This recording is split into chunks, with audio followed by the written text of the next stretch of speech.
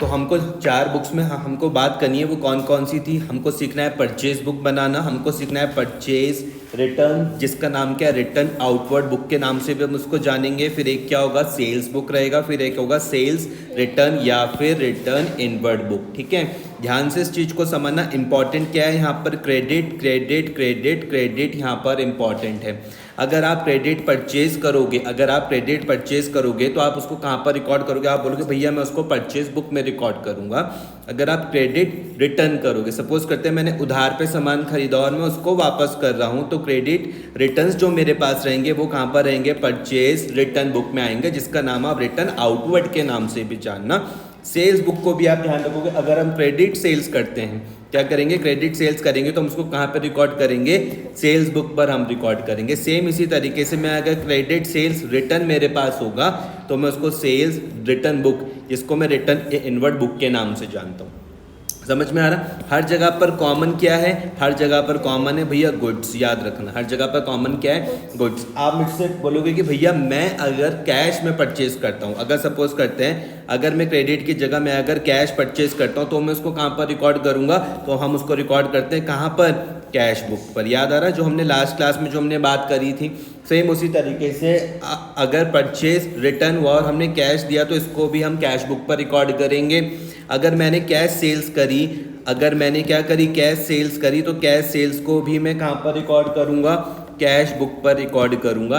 और इसी सेम तरीके से अगर कैश रिटर्न हुआ, मतलब सेल्स रिटर्न हुई किस में भैया, कैश में, तो मैं उसको कहाँ पर रिकॉर्ड करूँगा, कैश बुक पर मैं उसको रिकॉर्ड करूँगा। ठीक है, तो मेन चीज़ आपको क्या करनी है कि जब हम डिस्कस करेंगे आपके साथ purchase book, purchase return book, sales book और सेल्स रिटर्न बुक, तो आप यहाँ पर क्या करोगे, आप क्रेडिट का ध्यान रखने वाले हो। किसका ध्यान रखोगे आप, क्रेडिट का ध्यान रखोगे। ठीक है, पढ़ के देखते हैं क्या लिखा हुआ है। 4.2 परचेजेस जर्नल बुक, क्या लिखा हुआ, all credit purchase of goods are recorded in the purchase journal whereas cash purchases are recorded in the cash book. यहाँ पर ध्यान दो, इधर ध्यान से इस चीज़ को समझना। हम लोग क्या करेंगे, हम परचेज बुक में हम क्या रिकॉर्ड करेंगे, हम क्रेडिट परचेजेस को रिकॉर्ड करेंगे। ठीक है, क्रेडिट परचेजेस ऑफ गुड्स को हम रिकॉर्ड करेंगे। किसको, क्रेडिट परचेजेस ऑफ गुड्स को हम रिकॉर्ड करेंगे कहाँ पर, परचेज जर्नल पर। और दूसरी ओर जो हमारे पास कैश परचेजेस रहेंगी उनको हम कहाँ पर रिकॉर्ड करेंगे, कैश बुक पर रिकॉर्ड करेंगे। कैश बुक पर हम पहले ही आपके साथ चर्चा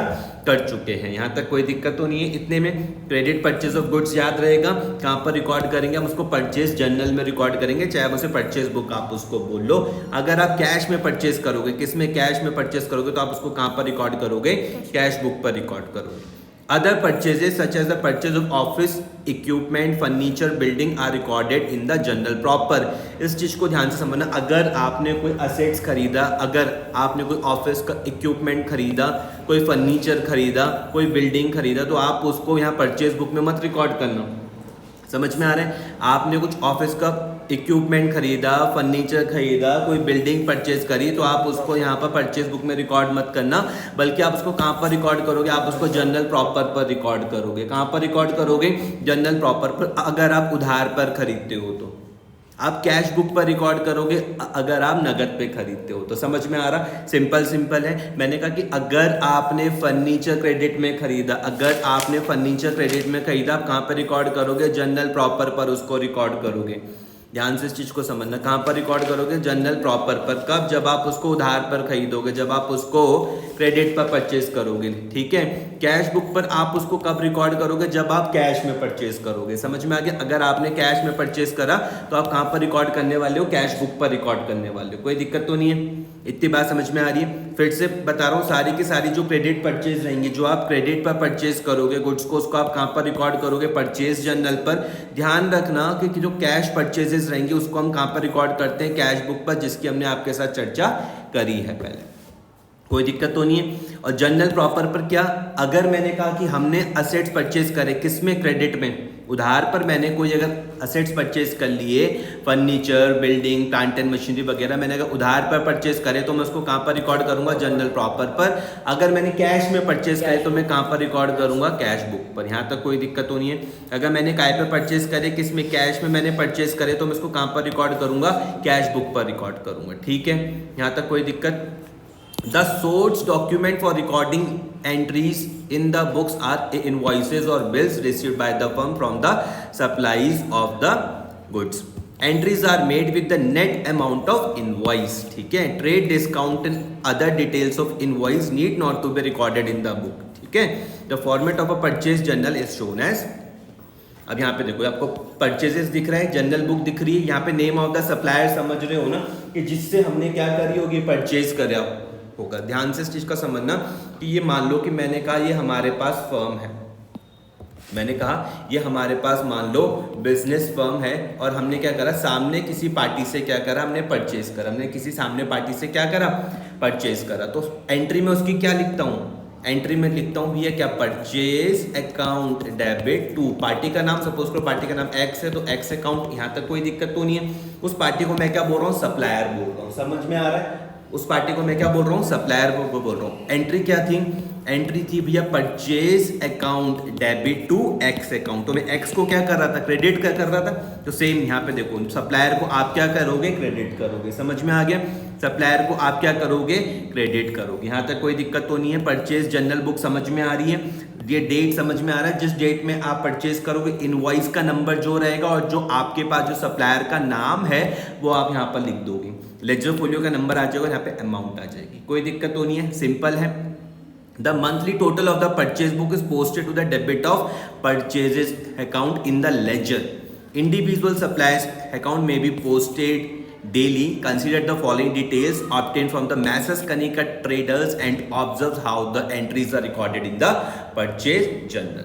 देख, तो यहाँ पे देखो डेट दी हुई कौन सी, 2017 की, अगस्त 4 की।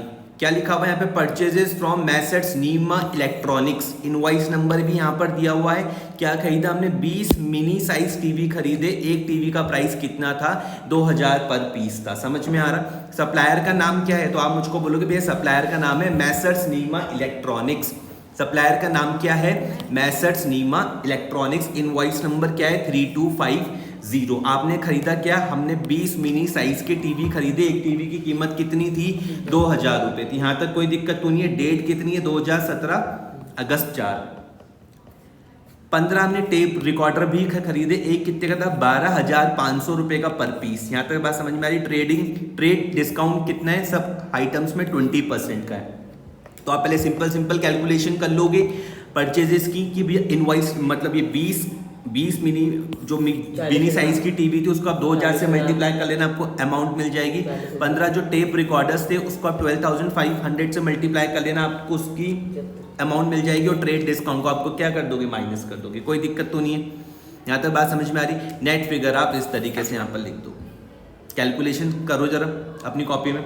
40,000 आएगा, कितना आ रहा, 40,000। ये 20 मल्टीप्लाई बाय 2000 कितना आ रहा है, 40,000, और 12,500 मल्टीप्लाई बाय 15 करो, 12,000 और 12,500 मल्टीप्लाई बाय 15, 12,500 मल्टीप्लाई बाय 15 कितना आ रहा है, 12,500 मल्टीप्लाई बाय 15 करो फटाफट से। 18750। ठीक है, और उसमें से आप क्या कर दोगे, 20% ट्रेड डिस्काउंट माइनस कर दोगे। जो भी आपके पास टोटल अमाउंट आएगी उसमें से आप क्या कर दोगे, 20% माइनस कर दोगे, और जो भी नेट फिगर आएगी उसको आप इस तरीके से यहाँ पर लिख दोगे, 182,000। 2017 नवंबर 4 समझ में आया, इनवॉइस का नंबर समझ में आया, सप्लायर का नाम क्या, नीमा इलेक्ट्रॉनिक्स, यहाँ पर कोई दिक्कत तो नहीं है। उसके बाद सेम इसी तरीके से अगस्त 10 में आप यहाँ पर देखोगे हमने क्या करा, bought from the Messrs Pawan electronics, invoice number कितना है, 8260। 10 वीडियो कैसेट्स हमने परचेस करी, 150 पीसेस, 20 टेप रिकॉर्डर्स, 1650 पर पीस, और टीडी उससे आप माइनस कर देना 10% ऑफ परचेजेस। सिंपल है। आप रफ में क्या काम करोगे कि इस 10 को, ये जो 10 वीडियो कैसेट्स थे इसको मल्टीप्लाई 150 से कर दोगे, दूसरा 20 टेप रिकॉर्डर को आप 1650 से मल्टीप्लाई कर दोगे, जो टोटल अमाउंट आपके पास आ जाएगी उसमें से आप ट्रेड डिस्काउंट को माइनस कर देना, फिर आपको ये वाली फिगर यहाँ पे मिल जाएगी, कोई दिक्कत तो नहीं है। अगस्त 10 समझ में आया, इनवॉइस नंबर समझ में आया, जिससे खरीदा सप्लायर का नाम वो समझ में आया, पवन इलेक्ट्रॉनिक्स, ठीक है। अगस्त 18 को क्या होता है कि हमने क्या करा, परचेज करा किससे, मैसर्स इलेक्ट्रॉनिक्स इनवाइस नंबर दिया हुआ है 425615 northern studio of ₹4000 per piece 20 नदन colour TV at the rate of 14,500 per piece और वहाँ पे ट्रेड डिस्काउंट कितना था 12.5। सिंपल है, इसमें भी आप सेम उसी तरीके से कर सकते हो। आप 15 को मल्टीप्लाई 4000 से कर दोगे, सेम 20 को मल्टीप्लाई 14,500 से कर दोगे और उसमें से टोटल फिगर में से 12.5 TD को माइनस कर देना। सिंपल है, कर लोगे या करके बताऊँ एक? कर लोगे। 26 तारीख को क्या हुआ कि हमने मैसर्स नीमा इलेक्ट्रॉनिक्स से हमने 10 मिनी साइज की टीवी खरीदे। एक का क्या था 1000, 5 कलर टेलीविजन खरीदे 12,500 के और उसमें से आप TD को माइनस कर देना। सेम सेम सेम सेम सबके सब सेम सेम है। 29 पे क्या होगा कि हमने पवन इलेक्ट्रॉनिक्स से जिनका इनवाइस नंबर 8281 है उनसे हमने 20 वीडियो कैसेट्स खरीदे कितने रुपए के 150 पर पीसेस और 25 टेप खरीदे 1600 पर पीस। उसके बाद आप उसमें से TD को यहाँ पे माइनस कर देना, जो भी फाइनल अमाउंट आएगी आप उसको यहाँ पर लिख दोगे। समझ में आ गया? यहाँ तक कोई दिक्कत तो नहीं है। Posting from the purchases journal is done daily to their respective accounts with the relevant amount on the credit side. जैसे कि हमने नीमा इलेक्ट्रॉनिक्स से कितना खरीदा, देखो ध्यान से इस चीज़ को समझना, मैं इसमें काय का रूल लगा रहा हूँ। आप मुझको बोलोगे भैया नीमा इलेक्ट्रॉनिक्स में आप लायबिलिटीज का रूल लगाओ L+ यहाँ पर और L- यहाँ पर। क्यों लगाया कि जब हमने नीमा इलेक्ट्रॉनिक्स से परचेज करा तो हमारी लायबिलिटीज क्या हो जाएगी, बढ़ जाएगी। समझ में आ रहा है? किसकी बुक्स में हम काम करें? हम कनिका इलेक्ट्रॉनिक्स की बुक्स में हम काम करें। हम किस तरीके से पढ़ेंगे? लेजर है, जो मैंने पहले भी आपके साथ चर्चा किया था। Debit credit date particular ledger folio amount, date particular ledger folio amount, journal folio amount. ठीक है, किस तरीके से पढ़ना है? हमारी लायबिलिटी बढ़ रही है। क्यों बढ़ रही है? क्योंकि हमने परचेजेस करा इतने रुपए का 182,000 का परचेज करा। फिर 26 तारीख को फिर हमने परचेज करा कितने का 54,000 रुपीज़ का नीमा इलेक्ट्रॉनिक्स से। उसके बाद पवन इलेक्ट्रॉनिक्स से भी हमने यहाँ पर सेम ही रूल लगेगा, उधार में खरीदा तो लायबिलिटी बढ़ेगी। कितने की परचेज करी 31,050 की परचेजेस करी कब? अगस्त 10 को। अगस्त 29 को फिर हमने 38,700 की परचेजेस करी। सिंपल। नदन इलेक्ट्रॉनिक्स पर भी सेम ही है और ये हमारे पास क्या बन गया? परचेजेस अकाउंट बन गया। अगर आपको ध्यान होगा तो परचेजेस मैंने क्या बताया था, कौन सा अकाउंट होता है? Nominal account. रूल का का लगेगा N- का। जितनी हमने टोटल परचेज करी 6,12,000 रुपए की, वो हमने कहाँ पर शो कर दी? यहाँ पर परचेजेस अकाउंट्स। और यहाँ पर लिख दिया सेंट्रीज एज पर परचेजेस, मतलब जितना भी था इन सबको हमने एक साथ रिकॉर्ड कर दिया। परचेज बुक में एक साथ रिकॉर्ड कर दिया। क्या लिख दिया हमने वहाँ पे? Word centres. ठीक है, अगस्त 2017 अगस्त 31। ठीक है, इस क्वेश्चन को करो आप पहले और फिर हम आगे बढ़ते हैं। अच्छा, यहाँ पर देखो क्या लिखा हुआ था, posting from the purchases journal is done daily on their respective accounts with the relevant amount on the credit side. ये मैंने डिस्कस आपके साथ कर ली। The total of the purchases journal is periodically posted to the debit of the purchases account normally on the monthly basis. However, if the number of a transaction is very large, this total may be done and posted at some other convenient time interval such as daily, weekly or fortnightly. ठीक है, आ रहा समझ में? Transaction कम है तो भैया हम उसे महीने में ही ट्रांसफर कर देंगे परचेज अकाउंट में, नहीं तो 15 दिन में, नहीं तो हफ्ते भर में हम कर लेंगे। The posting from the purchase journal to the ledger from illustrated as follows. ये मैंने आपके साथ डिस्कस कर लिया। समझ में आया इतना? कोई दिक्कत तो नहीं है? इस क्वेश्चन को आप करो अभी, पहले परचेज बुक बनाओ यहीं पर ही।